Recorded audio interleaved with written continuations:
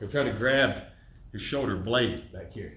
There, staying in tight, shoulder forward, already get a good squeeze. I start walking forward, weight coming down, sagging into the back of it. Covering a lot of like back takes and chokes and things this month, really just focusing on going for the back position, just because whether it's competition or self-defense, you can't go wrong taking their back and getting a choke. This isn't used a whole lot. I think because the percentage may not be very high for a lot of people once this person learns what you're doing. However, it still can open up a lot of options, okay? The clock choke that we do in the gi is very effective, pretty easy actually to set up. So this is the NoGi version of the clock choke.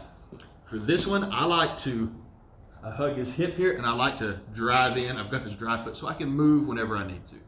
All right, I'm going to be coming around the front, so this really helps me do that. I can put the knee down and do the same thing, but right here, if I start reaching too soon, he can try to roll me. All right, but my goal here is to get him broke down a little bit because I want control of this hand. So I'm going to break him down. I'm going to grab here. Now, if you get the wrist, it'll work, but the main thing you want is to get right here, right under the pinky there. That's what we want. Because if he tries to straighten his arm there, it's not going to happen. If I got his wrist, he can kind of muscle that out, okay? So I've got him broke down to the mat, I get that hand. Okay, that's not going to be too hard to get. He's going to be reaching, doing things. Once I'm here, this hand, I'm not reaching under like this and trying to get a choke. It's coming from right here, and it's like you're looking at your watch. Like you've got a watch on this hand looking at it. It's snaking under, and it's curving his neck. I'm curving all the way under the neck. Here I'm grabbing, reaching back, grabbing as far as I can on the shoulder, and then I flex here. So I've got him trapped between my forearm and my bicep here, okay? Right there. Leo can probably already feel this a little bit. All right, now, key points is see my shoulder is behind this skull right here, right? Behind the base of the skull. There's a hump there, there's a hump here. That's where it goes. From here, all I have to do, keep this hand controlled, and I'm gonna keep driving and squeezing. I'm gonna walk around to the front here and get my squeeze, okay? It's gonna work really good on some people. Other people, they may fight it, okay? But this is, if nothing else, a good setup to get somewhere else, all right? We're here, I reach around to the front, I grab the opposite side, I drive in. You can turn this way into it, but I feel like you get better pressure if you come off like a standard clock choke to the front, right there, okay? Or pushing forward like this. And also, it doesn't leave me in a bad position if he tries to dump me over, okay? Hand control, everything needs to stay framed up here. I'm not grabbing over here on the shoulder, I'm grabbing back here. Like I'm trying to grab his shoulder blade back here. There, staying in tight, shoulder forward, already get a good squeeze. I start walking forward, weight coming down, sagging into the back of his neck.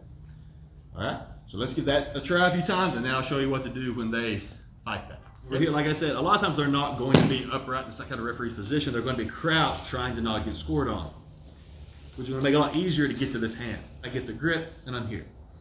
I'm going in for the choke. Whatever reason, it's one, let's say this guy's chin tucked really deep, it's not happening. Another thing I can do is I can come under here, get this set up, and come to the front head position here and start setting up my like Gary Tonin style guillotines, staying under the arm so he can't control this arm very well. If it's under the armpit here, if I go for a guillotine here, he can grab my arm. And now I'm not going to probably get that guillotine. If I come under and get this underhook, it's not as threatening for one. I have more control over the body, and then when I'm ready, I can slip it right in and fall into it, okay? Also, if you like that Hermanson choke or Joker choke, whatever you want to call it, where you come across, and it's the arm in guillotine, but it's across the body. And I come to this side, and I fall in right there. You're set up. Everything's in that realm of attack with this control point, okay? I mean, anything from turtle position, I can bump his hips over here and start attacking. Okay, but coming off of this choke, let's say I get across, but I don't get exactly what I want here. Okay, just like this. He's gonna get his chin down, it's not happening. I've still got a great level of control. Even if I wanna hop to the other side, get in the hip here. And start getting in for my Kimura trap system, that Kimura seatbelt. Once you get that locked up, you got good options. Okay, you can also start trapping here. We've got our crucifix whole series we can do from here as well, okay? You can trap this, and look what I can do now. He has nothing to defend with.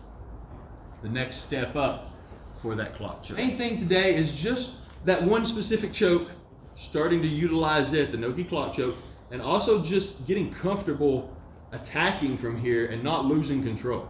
This video is brought to you by XMartial Gear. Please show your support by shopping with them online for all your jiu-jitsu needs and by clicking the link below in the YouTube description. They sell fun, top quality rash guards, shorts and other NoGi training gear for really good prices. So support this channel by visiting the link below or simply go to xmartial.com.